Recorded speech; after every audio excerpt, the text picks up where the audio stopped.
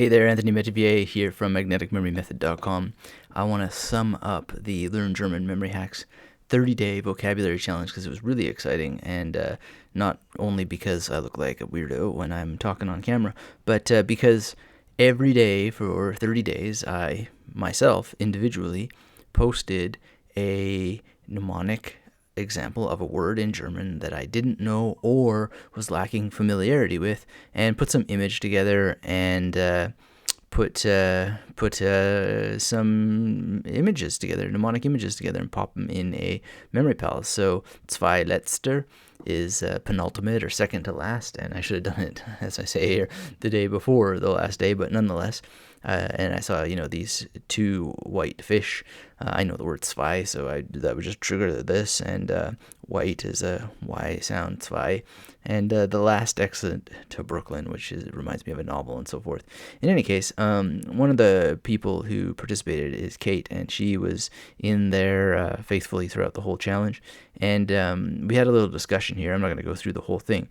But the point of the discussion is really that the mnemonics were very, very useful, but you need to do actual repetition, which of course is absolutely the case.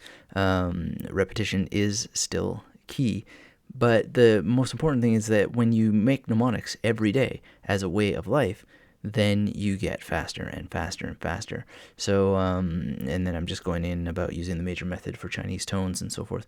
But the point is that it's a value to take a challenge, and it is something of value to do something every day so that you improve incrementally and you get better. And you do need to do the repetition in order to get the information into long-term memory. And, here I'm parroting myself. That looks kind of fun. This is actually what I'm saying. So if you were just to not pay attention to the movement of my mouth here, you would notice that actually now I am speaking what I am speaking right now. Pretty interesting cinematic effect that you can do.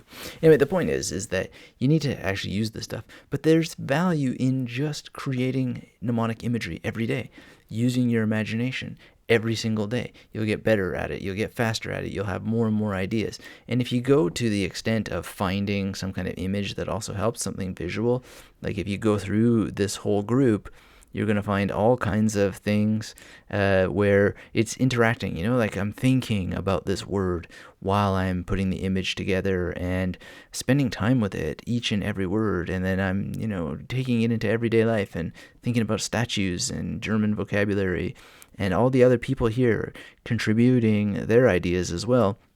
It's just amazing. I'm looking for some really cool ones. Like Eddie here, he had so many cool word choices. Like the word choices themselves were awesome. And then some of his ideas.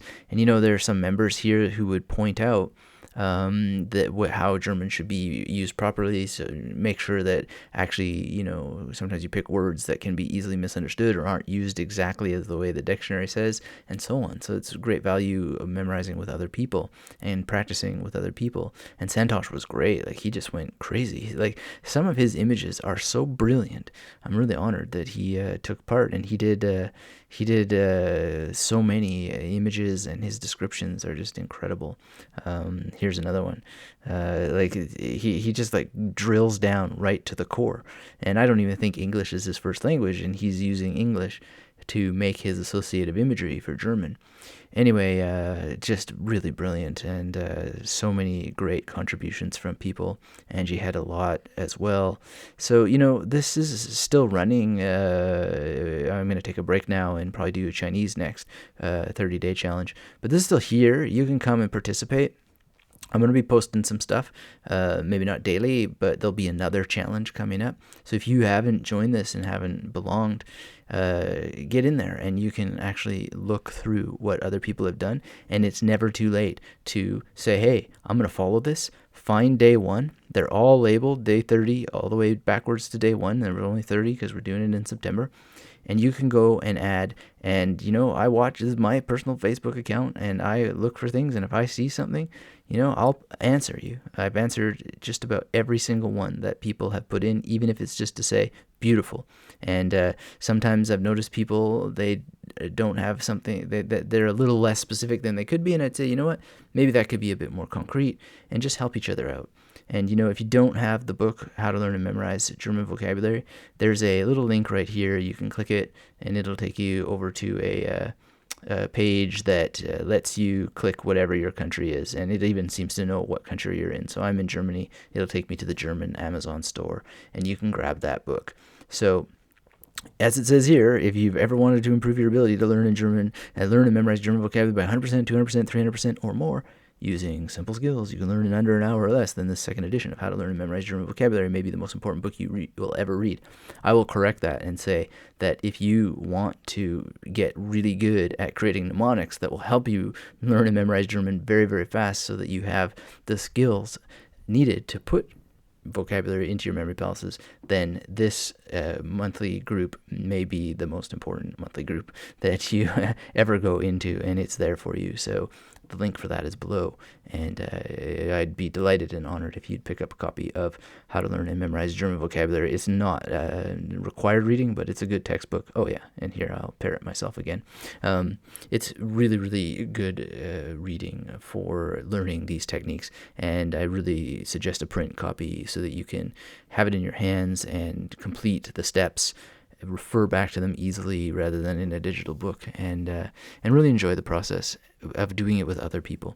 And just a quick shout out to Richard here, because he made a great post on magneticmemorymethod.com about memorizing German phrases, which may be one of the challenges coming up. So it'll be Learn German Memory Hacks 30-day phrase challenge. Anyway, I just wanted to give you a sum up of how that went. It went really, really well. I'm very happy with it, and I'm going to be doing a sum up of just how many of those words I personally memorize. And in here at the halfway mark, there's a Umfrage, a survey asking people how many words that they were able to memorize. Really, really exciting to see how well that the people who participated did. So I hope to see you in the next challenge. I hope to see you just taking the existing challenge, and I hope to see you subscribing to the YouTube channel here on the Magnetic Memory Method YouTube world. And just in general, it's Friday here in the Berlin Magnetic Memory Method headquarters, and I wish you a great weekend. I wish you a great week, a month, a year, a life, and so on. And I wish you a great memory. And until we speak again, keep yourself magnetic. Oh, I should say that with my little puppet voice. Keep yourself magnetic.